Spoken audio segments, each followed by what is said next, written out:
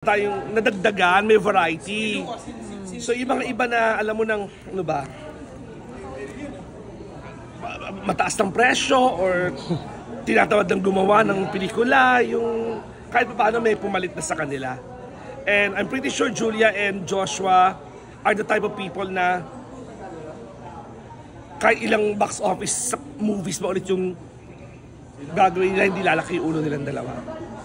Since na-work nyo na po yung Josh Lia, any chances po na, are you willing to work with Kim Pao, Kat Den? Yung mga love team. Madami. Well, si Kim, nakatrabaho ko na sa series of shows sa North America, Canada, and US as Star Magic Tour. Si Paolo, I would love to work with Paolo. Parang hindi ko pa yata naka-work ko na pala si Paolo sa soap ni Angeline Quinto, sila ni Sam Milby. Yung title lang. Sana kahit konting pagtingin. I think that's the title. Yes. Kailang bata pa si Paolo, hindi pa siya ganun kagaling umarte tulad ngayon. So I would love to work with him again. And of course, with Kimi din, sa soap naman or sa movie. Kasi nga, nagtrabaho pa lang kami ni Kim sa isang live show. Madami pala. Ang dami ko pang hindi pa nakaka-partner. Hindi nga kami nagkita, nakakainis. Parang after yung tinawag, fumlay na yata. Hindi mo na siya nakita. Inaala ko sa may table niya. See? Hindi ko siya nakita. Nung dumating siya sa red carpet, nasa taas na ako. Nung after yung kanyang award, hinahanap ko, wala na. So, well, anyway, pinalakpakan ko naman siya. At well-deserved to be the cover of the September issue of Preview. Sino pa nga ba, di ba? So, hindi na ako magtataka kung isa-shoot na din sa Best Dress by next year. Kasi, aminin nyo, after the Katniel breakup, parang naging mas inclined sa fashion si Catherine.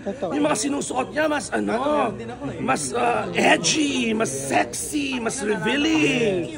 So, nakaka-proud. Wow, parang adult, sexier, and more matured Catherine Bernardo na yung nakikita natin ngayon na again, of course, first movie rin niya, kasama niya, first movie nila ni Daniel, ang Mas Beloved, kasama rin ako. So nakita ko rin yung journey at growth ni Catherine as a young woman and as an actress.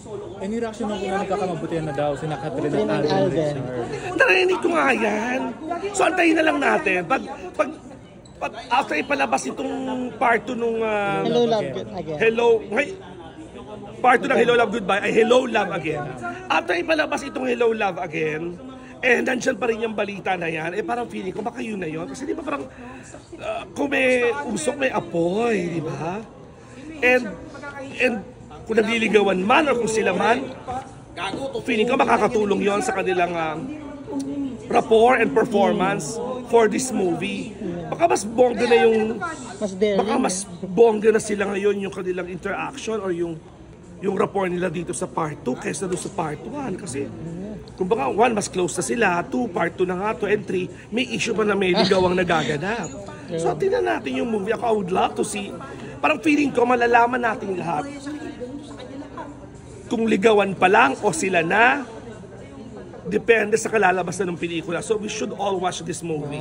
Makikita yan sa mata. Ay, tsaka nakikita yan sa mata. Kahit acting lang, nakikita yan sa mata. Sa kilos. Siyempre, obserbahan natin pag umaten sila ng mga premiere o ng mga black screening, di ba? Madali naman makita yan. And ang feeling ko naman, both Alden and Catherine, wala naman mga reputasyon na mga sinungaling na tao. So I'm pretty sure amin naman sila kung totoo yun. So boto ka kay Alden? Catherine. Kung sino ang gusto ni Catherine, yun din ang gusto ko para sa kanya. She's not stupid. Sabi ko nga, yung pananamit, tama, sapat. Sa pagpili pa kaya ng bagong boyfriend. So alam niya yan. Malaki na siya. Feeling ko yun, parang nag-mature na ang kanyang fashion sense. I'm pretty sure mas nag-mature na rin ang isip at puso niya. And upcoming shows or movie after Unhappy? Naku, wala. Meron akong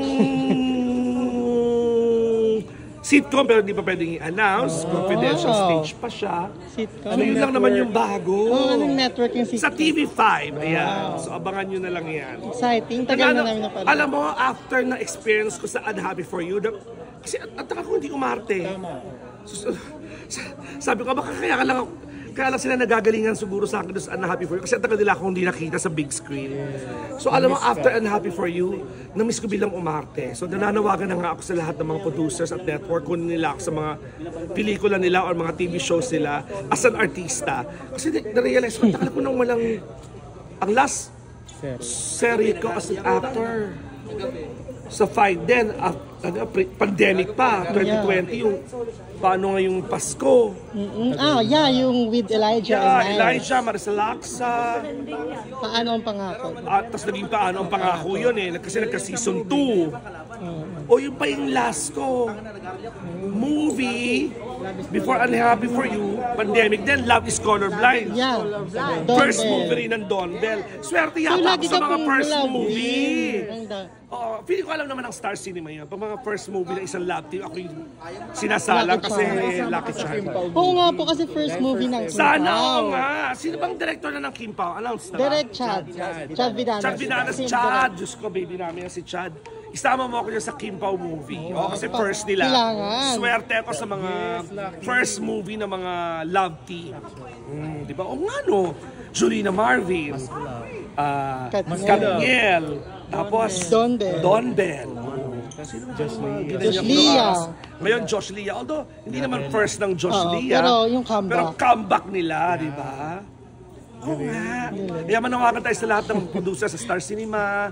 Star Cinema to, di ba? Yeah. Kim Pao. And Viva. Ay, hindi. No. Yung Kim Pao sa GMA Pictures, yung sakat din. Tapos, Yes. Kim Pao, Yung Kim Pao, Star alam ko Star Cinema lang yun. Oo, so antayin nyo na lang. hopefully. Minsan magugulat na lang kayo although minsan din kasi pag during shooting, bawal din na kasi ngayon mag-post. Like itong Unhappy For You. Ano, yung atat na ako mag-post na coming soon, ganyan. Pero hindi May pwede. timeline, Oo.